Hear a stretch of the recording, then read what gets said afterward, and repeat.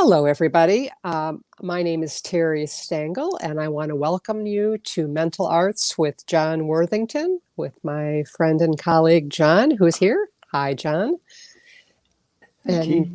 And today we're going to be talking about a little bit about the idea of responsibility and blame and how that plays out in some common relationship issues. So if you like this conversation, feel free to comment afterwards on our YouTube channel and pass it along. So, John, I think you've done a little bit of talking about this concept of responsibility and blame and how we're all responsible, but maybe you can just recap briefly.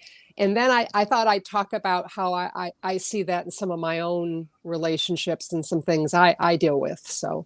So maybe you can Okay. lay the foundation Fair, and fair enough. okay. Okay. All right. I'm assuming that you want to take a gander at how responsibility and blame kind of ruins relationships, right? Well, it makes for some difficult conversations, shall we say. Okay. Well, I don't know which one really needs to go first, because I guess the best thing to consider at first is the idea that if we do it, we're responsible for it. It's ours. Okay. If we said it, if we did it, if it, and to lie about it or deny it or whatever is just going to screw with you, going to screw with everybody around you, etc. Okay. Mm-hmm. So rather than doing all that silly kind of thing, it's probably better to consider that blaming somebody else for your problem isn't going to work. It's not going to solve anything. Now, the thing is that people say, well, I don't blame people for my problem, which is kind of true. It really is kind of true. I just blame you for how you made me feel. Well, if you hadn't made me feel like that, then I wouldn't be, yeah, it's your fault I feel this way. Exactly. Yeah. Well, you see, that can't actually take place.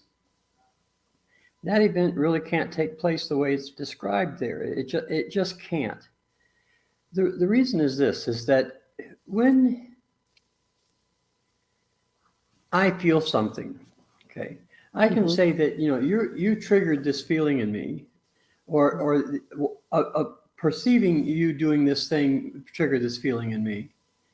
But I can't say that it's your fault that I feel this way, because that's a bold-faced lie. That's not really true. Okay. I think you're going to want to break that down. Why is that? Because it sure seems like person A did this and person B had this response to it. It does seem like that. And that's one of the problems is that it seems that way. Because if you don't have any other explanation, then you take the simplest one you can find. And the simplest one I can find is to blame you for it. Okay, that's the simplest one. It isn't the wisest one, and it isn't the smartest one, and it doesn't really, under any conditions, describe the event. It just doesn't. Okay, so what would be a better description, a more accurate description of the event? Well, let's stop and look at what's actually taking place. Okay, let's say that I'm accusing you of making me angry. Let's just pretend as though that's going on. Sure. Okay. Mm-hmm. All right. Well, to begin with, that anger that I'm expressing, feeling, blaming you for, etc., is hardwired into the thinking machinery, into the body, etc. We're hardwired to be angry. We're hardwired to fight. We're hardwired to be afraid. We're hardwired to freeze right where we are. Okay. So that's in that old kind of lizard brain thing that people have. Well, it's back. It's hardwired for sure, and I think it's kind of been extended into newer parts of the brain as well, perhaps. But let's just say that it's there in that older part of that's a built-in or hardwired reaction. Okay. Okay. All right. But it reacts to a perceived threat. There's two parts to this. There's a perceived and there's the threat. Okay. And so you making me mad is me telling you that I'm perceiving you as a threat. Mhm.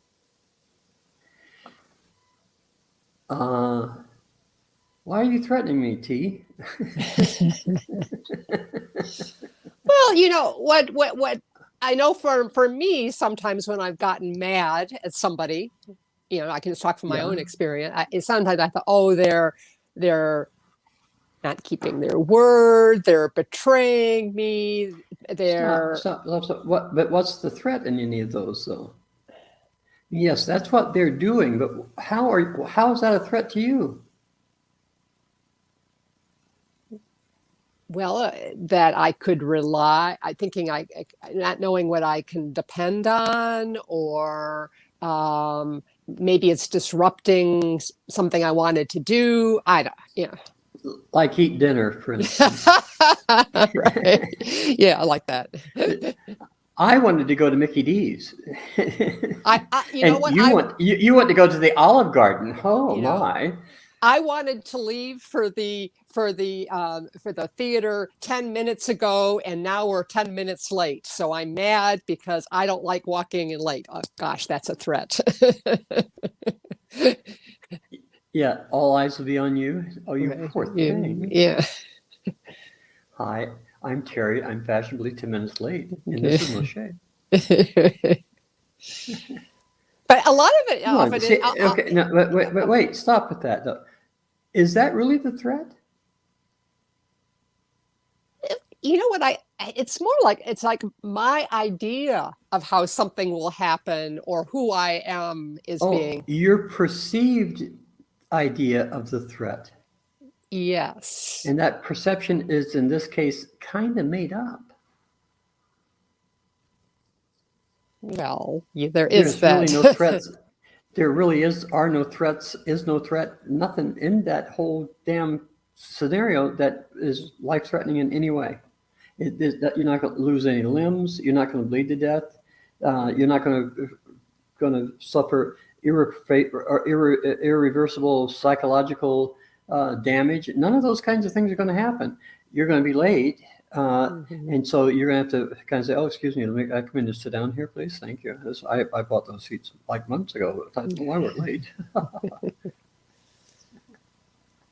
Yeah. But that's the worst thing that's going to happen. Everybody goes, oh, they bought those seats months ago. Look, they're late. They knew they're going to be there. George, why didn't you buy late? We could be late too. Yeah. Yeah, it's hard. The biggest part is the embarrassment I feel thinking, oh, these people have to stand up because I'm coming late, Oh, okay, exactly. Okay, now stop for a second. Is that embarrassment a real thing? Just a feeling. Based on what kind of a belief you think?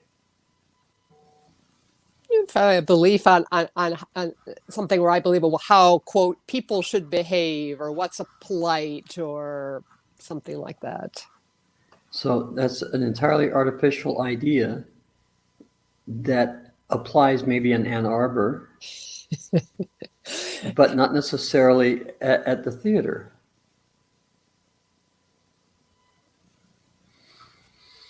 Maybe, Oh yeah, my. okay, yeah. So what do we do? What do we do with that kid? Do we say that you're a rotten child, or should we say that you need to reassess your threat situations? See, in other words, look, as long as I say it's your fault that I'm mad, I'm never, ever going to see what the problem actually is. That's just never going to happen. I'm never going to get to my perception or my belief. That's true. Well, I'm not. No, because I have it all wired. It's Terry's fault. That's the reason I'm pissed off. Yeah, Terry did it to me. Yeah, I don't. Well, how did she do it to me? Well, she's just a bitch. That's it. She just come over here and she bitched at me, and I didn't like it, so I got mad. So there, it's her fault. Okay. See, that's all horse dookie, etc. Right? It's just not true. None of that can actually be true in any way. I mean, there's no way that you can come turn on my anger dip switches in my brain. You don't have that ability. So I'm the only one in the entire damn world who can do that. It's true. Okay. So therefore, I'm responsible for my anger. And I'm either doing it on purpose to get your attention, or I'm not doing it on purpose because I'm out of control. Mm. Both things have been true for me from time to time. And I'm sure they're true for other people from time to time. So, sure. But generally speaking, rather than calling some of those things angers, if you call them frustrations, it'd be easier for you to deal with, because it doesn't make any difference, the majority of those things. They're just frustrating to you. And so rather than express your frustration, you wait till it builds up and then you express your anger. Because now it's a threat, because you didn't pay attention to what I said. Ever. Let's escalate it. Yeah. Well, okay. So let me stick that knife in and turn it around a little bit. We need. Ooh, does that hurt? I bet that hurts. Well, certainly, there's a lot of, people. A lot of time gets wasted in relationships on this kind of stuff, and doesn't get solved. The finger pointing. Right. But let me take it on to kind of a next thing, because sometimes you're with someone and you do kind of know their triggers. You know them well enough, and they haven't resolved it necessarily, but it's a hot button, and so then it comes up is, you should know how this affects me and you should attend to it. Wait a minute. I don't care whether I know or not. It's still your problem. It's not mine. Here we go. I've been drinking water all day. You have observed me drink 3 gallons of water, and I have not gotten up and gone to the little boys' room. All right. I haven't gone behind any trees or any bushes. I'm still sitting right there where I was, drinking another gallon of water. That sounds uncomfortable. Well, yes, it does. And so you have to know that I need to go pee. Can you do anything about that for me? Other than say, there it is. Here's the room. There's not a damn thing that you can do about that unless I myself do it. Now, that's a fact. You can't go pee for me, no matter how much water I drink. I'm not sure I'd want to. See? Okay. There's that part of it as well. Yeah, right. And so when somebody's telling me in whatever form they're telling me that I'm responsible for their behavior, or that I should understand their behavior and control my behavior so that their behavior isn't the way their behavior actually is, I can't pee for them either. That's true. Even though I know they have to go. I mean, they're jumping up and down and holding themselves and everything like they're 3. Mm-hmm. Wow. Yeah. Right. You're going to have to go to the bathroom. How dare you say that I have to go to the bathroom? It kind of obvious. You be the only one. Yeah. Okay. Yeah. See that. So, how can that be a fact? Mm-hmm. That doesn't make sense. Okay. So, and on the flip side, sometimes it comes up not only, we think that somebody's making us angry or sad or whatever, but then there's this is making me happy, or you can make me, happy, secure, safe, all that stuff. What a crock of horse dookie. Mm-hmm. All right, look. I'm going to try to be fair here with this, because there's a little bit of truth in it, and there's a little bit that's not so truthful in this. I think. Okay. When you're with somebody, I mean, there's some psychological studies and so forth that kind of bear this out, and so you go look it up on Googly or something, or Google, as the case may be for you. Touching human skin does really nice things for your well-being. Mm-hmm. Okay, it just does that. Okay, for instance, hugs and touches and so forth let people know at a other than conscious level, actually, that they're cared for, or that you think about them, or that you're thinking about them, all those kinds of things. That's sure. True, and one can be generous with those types of gestures and statements, even though they're not worded exactly.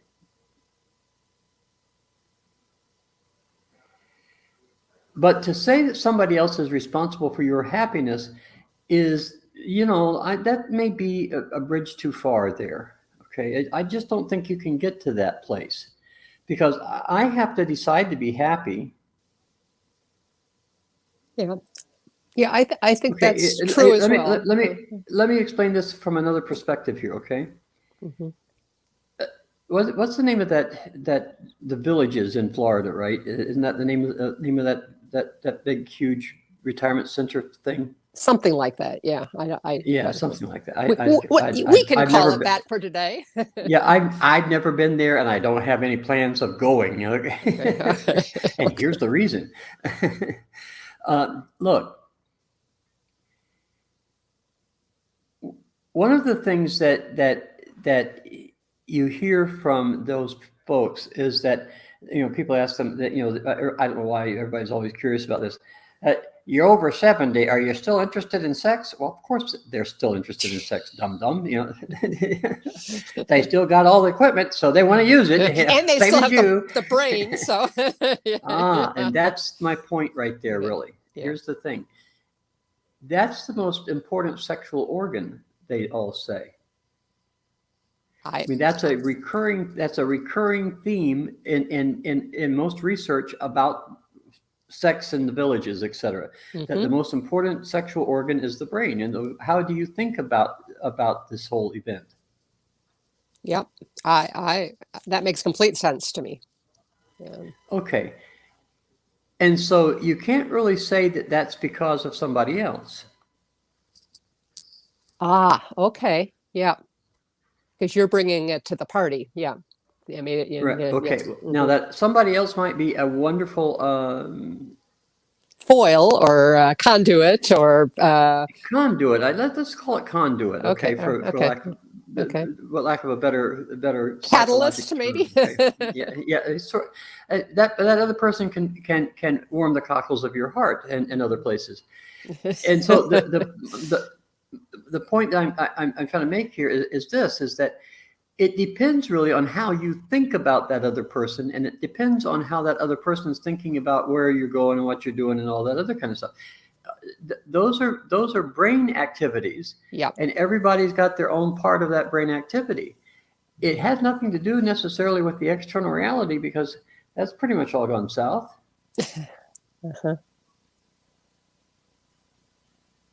So, it isn't about that. See, it's about that thing that you're trying to fulfill, that thing that you're trying to fill in for yourself. That okay, am I alive? Am I really worthwhile to people? Do I have value? That's what touching and hugging and getting naked and laying beside of each other says to one another. You see. Okay, so I'm not suggesting everybody go strip and lay down in the middle of the living room floor now. I mean, that's a different video, John. But I don't. That's another day, right? Yeah, we talk about that. Yeah. Okay. All right. So this is on a more serious. So you're illustrating how our that happiness and how we think is created by our own mind that we're bringing to experience. Okay. In other words, these are all examples of responsibility, as opposed to blaming the other person for what it is I'm doing. See, I don't think that I can blame the other person for what I do. I mean, I'd like to, and if I can get by with it, I probably would. But I can't do that to me. Because see, I need to know why I'm doing this thing. Okay. So and what that. Okay, go ahead. I say, well, I just want to kind of connect it up, because I think where initially when we first started talking about this, where I had a rub and where I see that is making the connection that how you feel is something that you do. People say, oh yeah, I understand if I move my body, this and that, I'm doing something and I'm responsible. But this thing that wells up within me, just spontaneously, that doesn't look like I'm doing anything. It's happening to me. and yeah. Okay. Excuse me. Whoa. somebody around you got a pump that welds up those feelings in you? They can pump it up. Despite Elvis Costello, no. You can be connected to some kind of energy source and go, ooh. You know, I just don't. Welled up, huh? Just welled up in there. Okay, that's not you. No. You didn't do that. Somebody else did that. That didn't come from within you, right? Well, from what we were talking earlier about that threat. Okay, stop. Did it come from you or not? Yeah, it did. You should admit that one. I've been working on that one for years. Oh, and I thought I had the dance move down. Yeah, you do, but I was ready. Yeah, you've seen it a few too many times. Yeah, I have. Yeah.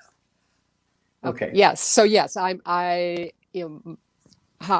I'm perceiving it, how what I believe about it. Yeah, those are all coming from me.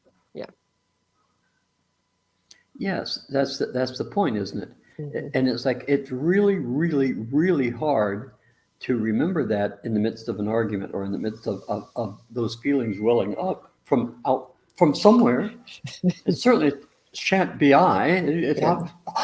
Oh my. Yeah. Yeah. Yeah, it is. So okay, go ahead. So I mean, one thing I do sometimes I just try to take a breath and not react right away. Try to give myself a moment before I just, no matter what comes into my mind, just blurting it out isn't always. I shall control my emotions consciously. Well, I shan't adjust them from the belief level. I shall control them the way I wish to. And you are in error, sir.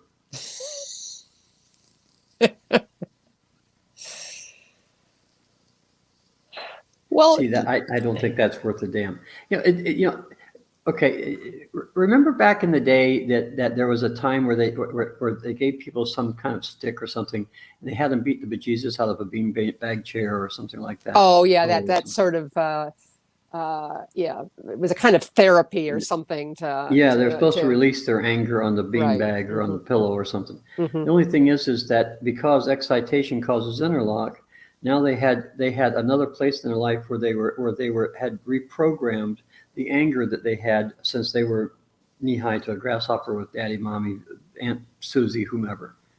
So they're just re-upping all that over and over and over and again, because every time that you bring it up, it's like it creates new synapses or enforces the synapses that are there. Oh my. And away we go. Gee, are you more angry today than you were yesterday? No, it doesn't feel any different to me. It looks different. No, it doesn't. How dare you say that, you motherfucker? I've just come over before, and it's your fault I feel this way. If you didn't act after you shouldn't punch my buttons. You ought to be mad. Okay. What a silly statement. So then is the critical question then when I feel myself having a reaction, I'm going, what is this? To be saying, what's the threat, or what's causing this, or what am I perceiving, or any of those kinds? I don't know about anybody else, but I kind of want to know that for me. See, I want to know what is it that's inside of me? What in the hell is inside of me that happens so quickly I don't see it even, that I'm in full-blown anger mode and ready to kill the I don't know, the little snaky poos that just came out of the little eggsy poos. What is that? Why is it that I feel that violence all of a sudden? Kaboom. Okay. Is it because all those little snaky poos just threatened bejesus out of me? Maybe so. But maybe to somebody else, they just can't stand all that loveliness. Who knows what the hell the deal is, right? Other people may just feel like they just need to smash that right here in its infancy. Okay. Who knows what that is really, or what the threat is really for that person? Only they know. But it behooves them to stop and say, okay, you're not making me angry. The anger is already there. No matter what, I don't give a damn what you tell me that they did to you or anything else. The anger was already there. You may have amplified it. They may have given you reason to amplify it and express it more thoroughly or more completely or something of that nature. But the anger is already there, and you're toting around with you all the time. Okay, let me ask about that one, okay? Because again, I can see that you see that as obvious, but that we're toting around that anger because our brain has the threat and the response to the threat. That's not necessarily true. Look, here's the thing. The first thing you have to consider is the brain works in all of its parts all of the time. Okay. All of its parts all the time. It isn't divided up into consciousness and all. Even though we divide it up that way, the brain itself doesn't. It don't know from that. Okay. Yep. Okay, so it's working. All the parts working all the time. So if I have this anger program, and anger is a survival program type of thing. Okay, it's a response to a perceived threat. Okay. Then I have to stop and say, okay, what in the hell is threatening me here? That I feel this angry. Okay, and is that why you say we carry it around? Because because it's always there in the ready state. So as soon as you better know it. Go there. I'm going to get angry. Okay. Hey, watch how you're driving before I get angry. Hey, you better not put a mask on your kid, or I'm going to get angry. Yeah. Things didn't go the way I wanted to, so I'm angry. Okay, yeah. So often though that feeling is an old feeling. I've been angry. For me, I can say, oh yeah, I've been angry about the sense that it didn't go the way I wanted, or it isn't going along with how I think for let's just take that one. Take that one alone. That could go back to 2 years old in a heartbeat. It could be from 2 years old to right now. I didn't get my way, so I'm angry. Ma, they took it away from me. I don't like it. Give it to me. Mm-hmm. Yeah. How dare you, you man person? You should give me what I want, or I'm going to go home to mom. Well, it's the same damn story.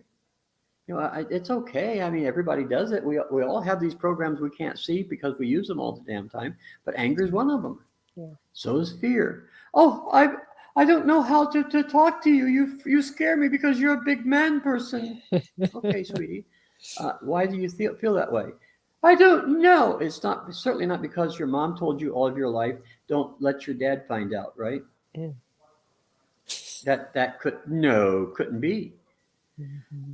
Of course it could be. There's also all kinds of other things that could be in there. Dad could be just scary because every time Dad comes around, he said, "Hey, what the hell are you doing? Hey, what the hell are you doing? Hey, what the hell are you doing?" And, a few years of that, and after a while, you kind of get, I don't know what am I doing. I don't know what I'm doing.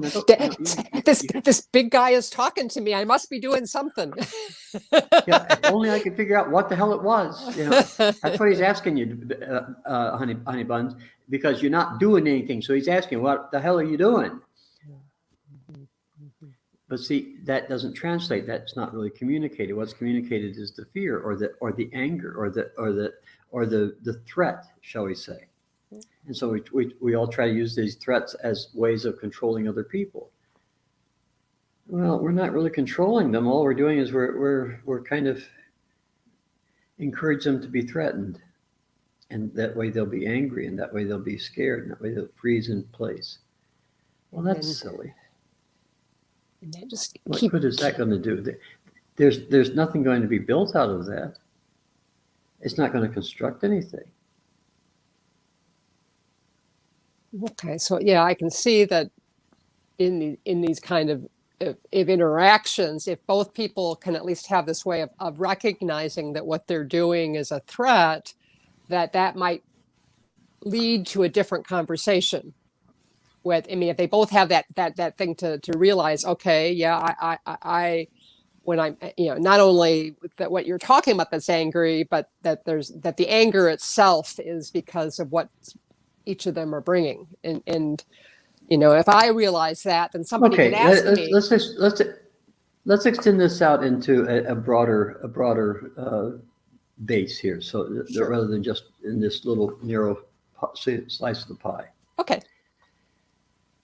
Back in the 1800s, about middle of the 1800s, the United States went through a civil war.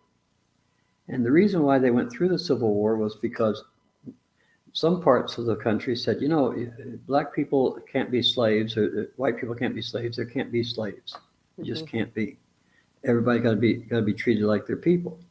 Right. Now, it's more than 100 years after that. We're still arguing about whether or not which side won. Okay, sounds like Trump and an election or something. But here's the thing.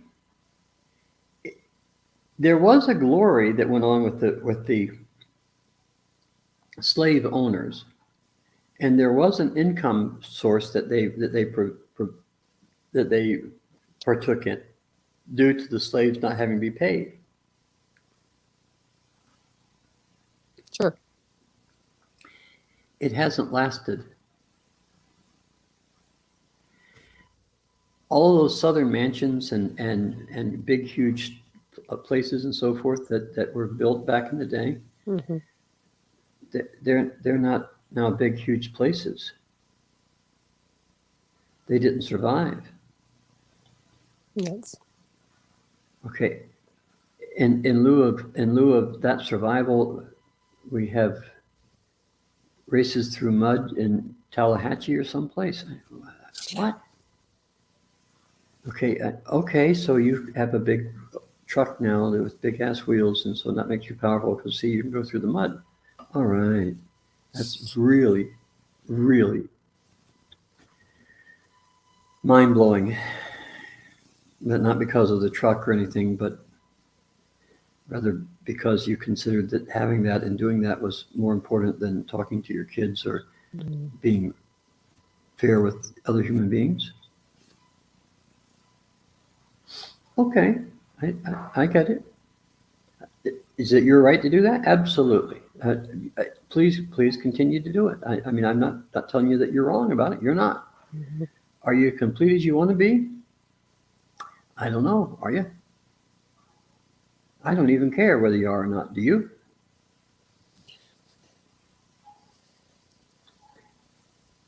See, that's the whole thing about when you have to stop and deal with responsibility and blame, right? It doesn't make any difference whether the other person's doing whatever they're doing. I mean, what the hell? They're doing that. There's no reason to say, "Oh, naughty, naughty, naughty, shame on you." What a silly thing to do. They're doing that. They have a right to do that, actually. Will there be consequences for them about it? Yeah, probably. There always is. So it ain't my business what consequences they want to see or what consequences they're trying to prove out or anything. That's up to them. It's okay with me. I don't mind. But I do owe them at least to say, okay, are you sure that you know why you're doing that, or you're just having an impulsive reaction? Okay, yeah, that would. If your impulsive reaction is to simply say, "Oh, I don't need to think about this anymore. It's your fault." Yep, we're done. Yeah, we are, but you haven't really been fair to you very much. Okay, so if you know why you're doing that, if you know why you're ignoring it, I'm good with it. Okay, I even if you don't know why, I'm good with it. But yeah, I still have to ask the question. I have to say, okay, do you know why you're blaming somebody else for your anger or your fear or your oh, I can't say anything around him because he scares me so bad. Or I can't walk up there and just say, look, I really want to take you to bed. I just, oh my God, I can't. Oh, what if she says no? Then you ain't getting lucky tonight, Bubba. That's all that's going to happen. And she can talk about you to all her friends. They're not your friends anyway, so don't worry about it, dude. Go find out. It's the same thing. Yeah. But what I get from that is like when you in all those situations, it kind of gives me, okay, do I know why I'm doing things? If I if I do, okay, then let's just start with the simple. Let's just start with the simple things. So you're in love. Oh, really? What does that mean for you, actually? Can you tell me in like 100 words or so? How about 250 words? How about 1,000 words? Could you tell me in 1,000 words? Okay. I don't think you can tell me, period. But let's say that you write it out in 1,000 words, okay? Okay. You're going to have trouble getting there, it's because you should be able to do it in like just a sentence or two. It should be that clear in your mind. Okay, so you're in love. Do you want children? You're afraid of having children? Okay, why is that? Because you don't think that your brain works like your parents? Oh, you're not going to be like your parents. Yeah, right. You don't have any choice in that. You already are like your parents, so you're screwed there, dude. Okay, well, how about this? You're angry a lot, are you? You're obsessed with mechanical things. Uh-huh. You're obsessed with wanting a house. I see. You're obsessed with having a family. Uh-huh. Why on any of those things? Where did that come from? Those are good questions. Yeah. I don't mind where it came from, but do you know? I mean, it was enlightening for me to have to sit my butt down and look in the mirror and say, okay, John, how come you do this? Why do you want it? Look at And why me don't you? and I'd look and see me looking back at me, and I'd say, I have no damned idea why I'm doing that. Let me go look for it a little bit. I'll be back. And so I go wander around the block or through the park, or over the hill and through the woods and to grandma's house or someplace. And I'd come back and say, it's because I'm a damn fool. And the guy in the mirror would say, yeah, that's pretty much it. Mm-hmm. Glad you understand that finally. You shouldn't be a damn fool. I know. I just can't help myself sometimes. And the guy in the mirror said, yes, you can. Oh, shut up, dude. Right. Whose side are you on anyway? Yeah, I mean, I'm just thinking how relatively rare it is to really ask oneself, or at least to, I mean, like, well, why am I doing this? Why is it there? Is it really the only thing I could be doing, or what do other people Well, I'll tell you do? what. I'm going to tell you what then. If that's relatively rare, there's probably no doubt in my mind how come the bars are full every night. Nothing wrong with people going out and having a drink whatsoever. I enjoy it my own self a lot, actually, maybe too much even. But I don't do that because I want to get away from something. I do that because I want to get into something, as it were. Yeah. Yep, I think so, because if you don't know what's there, then you're going to just keep doing everything the same way and expecting different results, pretty much. Yeah, pretty much. Yeah, and it's like starting with asking yourself, why do I do this? Why does that exist for me at all, ever? Okay. In other words, how do I justify being angry? And just give it up. No, they didn't make you. No, they didn't. I don't care what you want to say about it. That didn't happen. You did that. You carried it around. They may have triggered it for you. Their action may have triggered it. That doesn't mean it's not there already, or that it's their fault that you feel that way. That's up to you to feel that way. It's something you decide to do. Got it. So, okay, I'm good. Well, I don't care with you. I don't care why. I mean, you're the only one who cares why. I don't give a damn. My job is simply to ask the question, then walk away and say, no, I ain't gonna help you out at all. No way, no, Yeah, well, it's only my life it's going to make a difference for if I look at it and change it, for sure. Maybe Moshe's life, maybe my spouse's life, the people around me. If I actually know what I'm doing and can make some adjustments, it might make things a little easier too. I don't know, Terry. It might just shock the hell out of them. They all have heart attacks and pass away on the spot. So I don't know.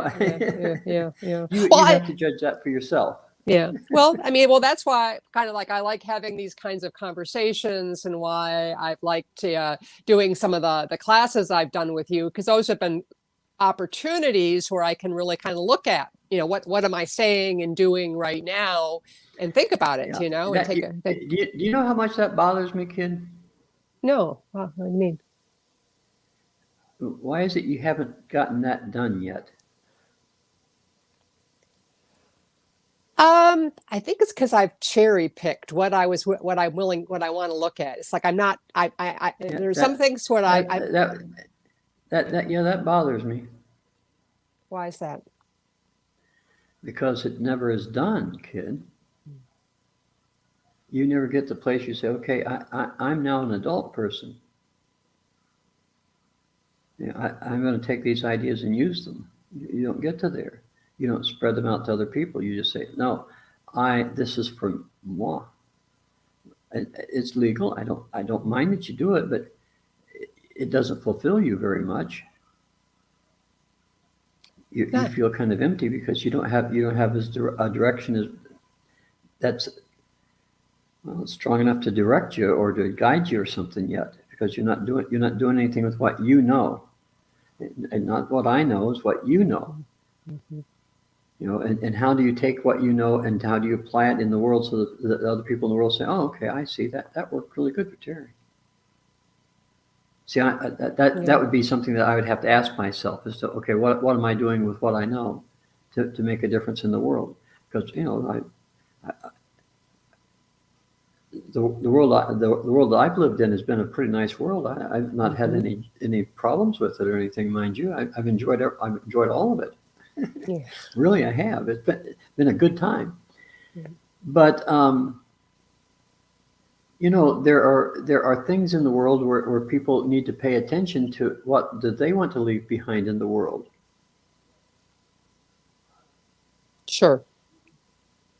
Well, and I've got some of those too. Yeah. So you have to stop and ask yourself, okay, well, is what I've done, what I'm doing, is that is that really what I want to leave in the world? It might be. I don't know. See, well, and it depends on where you see things from, I guess. Mm-hmm. I don't see anything particularly wrong with you seeing it from how you see it, but have you asked yourself all those questions that you want to? And did you get answers? Did you just give up, throw your hands up, say, well, I've gone this far, I'm going to keep on going? I don't know. Do you want to find out about that a little bit? Well, stop, just sit down. You don't have to be as dramatic as me in the mirror thing. You just sit down and ask yourself, say, okay, well, you be doing that driving down to the Walmart if you want to. I don't care. You can? Okay. Yeah. All right. You might be able to do it walking through Walmart, but there's a lot of distractions. Particularly this time of year. Yeah. Most of them are not dressed so that they're not dressed for success. Okay. But they're dressed so that you're going to notice them. Well, I do know that these ideas about, not ideas, but knowing this about myself, about what I'm responsible for, has helped me a lot in staying out of certain kinds of arguments and issues, and it has helped me. So it is something that I can pass along. I mean, that's kind of part of what why I want to talk about it today. Those two things go together, though. You're right. The responsibility is one part of it, but blame is the other part of it. You can't blame somebody else for what you're responsible for. I mean, you can, you don't want to get arrested. I got it. So you can blame somebody else so that you don't get arrested. Okay, so cool. However, you need to stop and find out within yourself as to how the hell did you get to there? What did you do? Mm-hmm. What did you not do? Did you agree with people about things that you shouldn't have agreed with them about? Or what's the deal here? Where's this sour milk originating from? Why do we have the sour milk day after day after day? What's up? Okay. Yeah. What do we need to get straightened out here? Yeah, because it that points more to a resolution that's a lot deeper than, okay, fine then. Okay, well then you do what you want and I'll do what I want. Whatever. That actually gets to, okay, why did this happen to begin with? So we'll just agree to disagree. Yeah. I've tried. See, there's that no resolution in that. That's okay. You know what happens in the song where there's no resolution? It's a lot of dissonance. Ends. But it never ends because you keep looking for where does it resolve? Where does it resolve? Oh, it just fades out. Right. No. Yeah. There's 99 beers on the wall. You take one down, pass it around. Yeah. 99 beer on the wall. It never ends. It's like Louie, or tequila. It just it never ends. It never resolves. Okay. Mm-hmm. Just goes round and round. and round and round and round and round. Okay, but, which is kind of fun, up to a point, and then you want to say, okay, well, you guys can sit down now. We're tired of listening to you, but you can bring tequila over here, lots of it, because those guys are not that good. Okay. Well, I think at this point, I'm going to invite our viewers. I have a feeling there may be one or two people watching this that is still trying this on and has a few arguments and doesn't really quite believe it, or can think of an exception to what you're talking about. And I would encourage anybody who would like, bring it up in the comments. Bring up your arguments on the comments. Say what you think. Not everybody thinks this way. I understand that, but that way we might be able to come back and address your question. Might be able to discuss it through. So find on YouTube is a place for comments. Feel free to share this and see what other people think. It could be fun.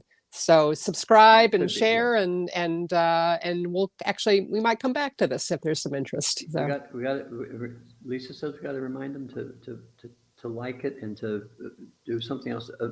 Like and share and subscribe so they can get notifications. Oh, yeah. So Lisa's really on my butt about people subscribing. Come on, guys, help me out here. You don't want Lisa yelling at me about that, do you? Yeah. What's the threat, Lisa? No. Okay. I don't know if there's a threat about it. The threat is Lisa. It's her fault. I'm scared. Don't you know? All right. I see that. Okay. Well, see you all, everybody. Well, we'll see you up on the channel, and see you next time, John. Okay. Bye-bye.